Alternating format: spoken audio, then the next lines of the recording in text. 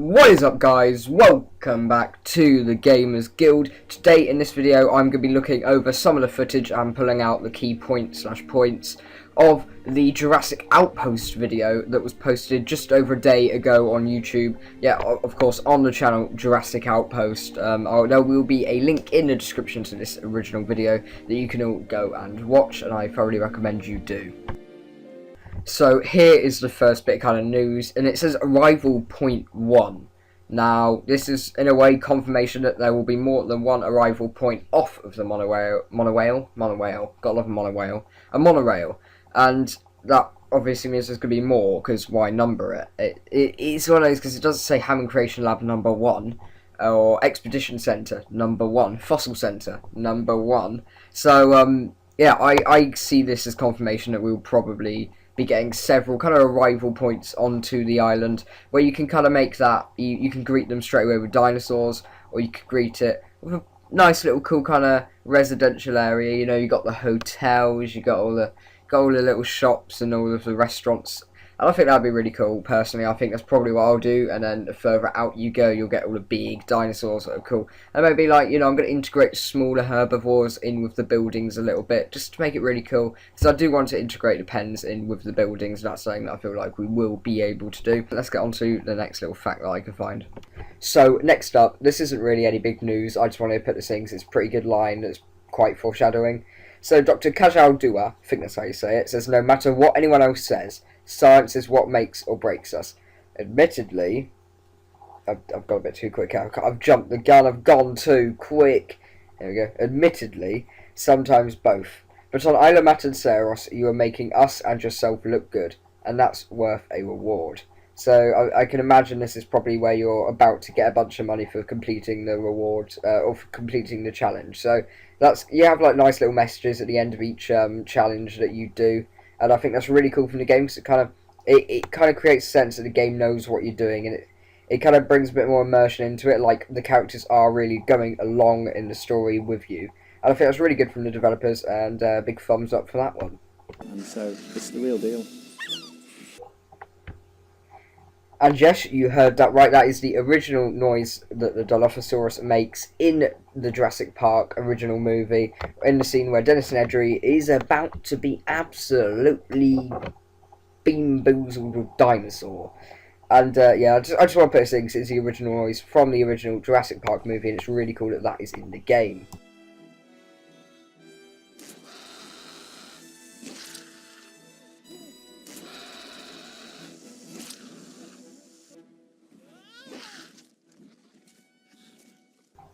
Okay, that was pretty cool, and that does mean that they have animated in the spitting of the venom, and yeah, they're basically trying to make it as close to the movies as possible. That is the whole point of this game. It's a real kind of boost to the fans to kind of get to see this. They can relive all of it, but they are now the manager, and that is the whole concept of the game. But it's just so amazing that they have copied the movies with such good detail. Like, it is mental. Like how closely they have tried to resemble all of the movies, not just one of the movies.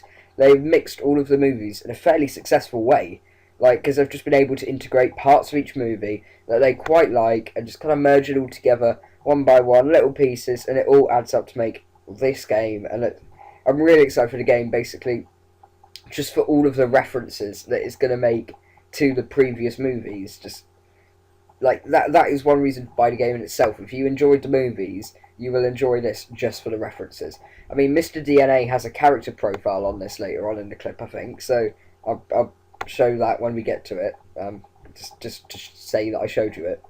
So, next up, we have the character profiles, as I was mentioning before. We have Owen Grady, and there's a bunch of information on him. You can pause the video and read it. It's not ridiculously important at all. So yeah, there's a lot of characters on it. I mean, look at all the characters so you can scroll through. You have Dr. Kajal Dua, I don't know how you say her name. Cabot Finch is Mr. DNA. Everybody loves him. Let's take a little look at his description. So it says, Mr. DNA was a cartoon character designed to educate visitors to Jurassic Park about the science of recreating dinosaurs. He featured in a film alongside John Hammond in a viewing theatre in the visitor centre. The character was reimagined for Jurassic World to fulfill the same purpose for guests in the Innovation Centre. which of course is in this game.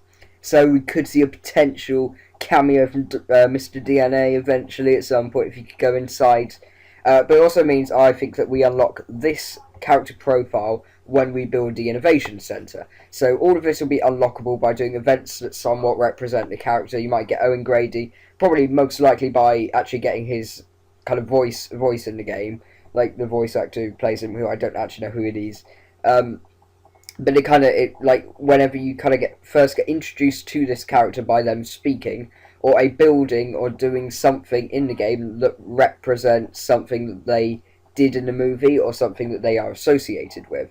So you can get like Dennis Nedry at the when you get the Dilophosaurus or so, stuff like that. It's saying it's linked to that character, and you get a bit of information on them about like what their role was in the movie and what happened to them. Here we actually get a really good kind of well-edited scene that shows us the process of the escape of a dinosaur. So you have, at the current, this dinosaur has escaped, the jeep's chasing it down, so the ACU unit's going after it. You can automatically set the ACU team and the Jeep Ranger people to trank the dinosaur. And then, of course, you go up in your little Jeep, you find him, or her, and then lift them back to their little area, put them back in their pen. And that's just kind of a really well-edited scene, to be honest, just shortened down to kind of simplify what is happening when you are getting these dinosaurs back in their pens. And I feel like, yeah, it shows quite well. And I don't really need to say much more. You saw the clip, and I just kind of explained what was happening. So yeah, if there's another point, let's go on to it. So here's another nod to the monorail and its impact in the game. We have a gate for Isla Muerta, which is so cool. It's like, imagine this on Isla Nublar. Imagine how cool that is going to look. But as you can see, it says monorail arrival tunnel number 1. And I like 1 again. Could just be in there to throw us off, but I think we could get more than one arrival point, or like one arrival tunnel in the game, maybe 1 or 2 of them across the island. Don't know, it'll obviously be an arrival and exit. But yeah, that's something we'll have to see when the game comes out, because it's only coming out in another like 6 days, less than a week now. So yeah, we'll find out very soon anyway. So now I'm just going to show a clip with one of the developers discussing what they want to do post-launch with the game and what they want to add. So I'm just going to leave that in. It's only a few seconds long now. Post-launch, I'm hoping that we can do a lot more with Jurassic World Evolution. If you just look at what we do as a company, Frontier has always invested in the games that it makes. As game developers and game designers, there are more stories and things that we want to tell. We're going to be doing a film DLC which will have a number of dinosaurs yet to be confirmed. I'm hoping post that we'll be able to, bring more stories to life. Life will find a way. Okay, now I know the audio was a bit out of sync. I'm not quite sure what happened there, but it just became out of sync. That's really good discussing that they want to add a bit more plot to the game, or like a bit extra storytelling. It definitely sounds like they want to add more than one DLC. They're going to be wanting to invest in this game, as they said themselves. They invest in their games after the release. So I reckon for the first at least a few months we could be seeing regular updates to the game, a few extra dinosaurs here and there, a few DLC packs. That's good for the game. It keeps the game healthy and it keeps new things happening.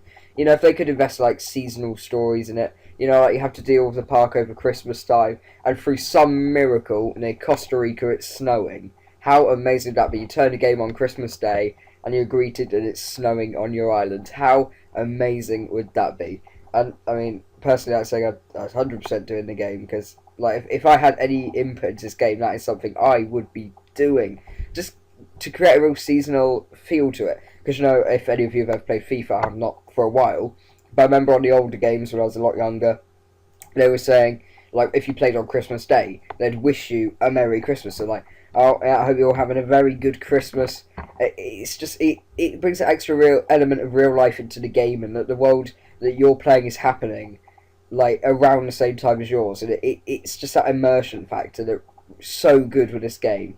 And that's all I want to say on this. It's just this little bit, but it would be really cool, and I want to see them investing in a game. If they can show and prove they're investing in this game, it's a really good promotion for their company, and B, great for the game because it keeps it lasting longer and they get more money for it.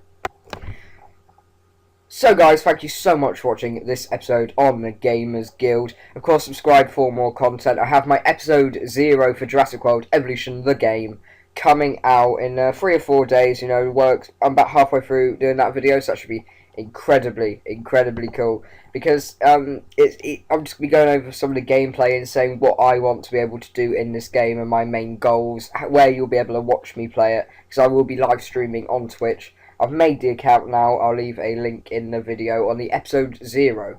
And I will also, tomorrow, my next upload, unless there's gameplay news as well, I mean, I'll be doing some, if there's news on the game, I'll upload a video about the game. But if there's no news, I'll just be doing a video on Jurassic World, Fallen Kingdom, the movie. So guys, subscribe if you want to see that. Thank you all so much for watching. Goodbye.